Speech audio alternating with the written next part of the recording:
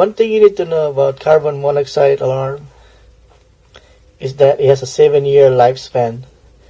So before you buy one, make sure you check the date it's manufactured. See in the back here. This was manufactured in 2003.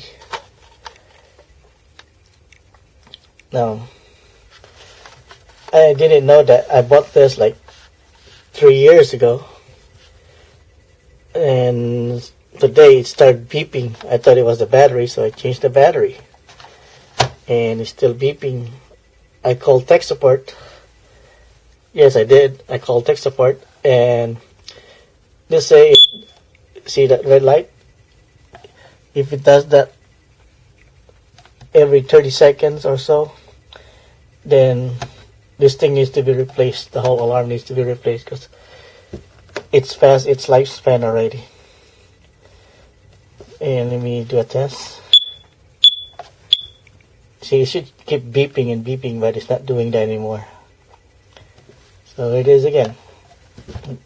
Before you buy one, make sure you check the manufacturer's date. Alright, and that's all I have to say. Thanks for watching. Bye.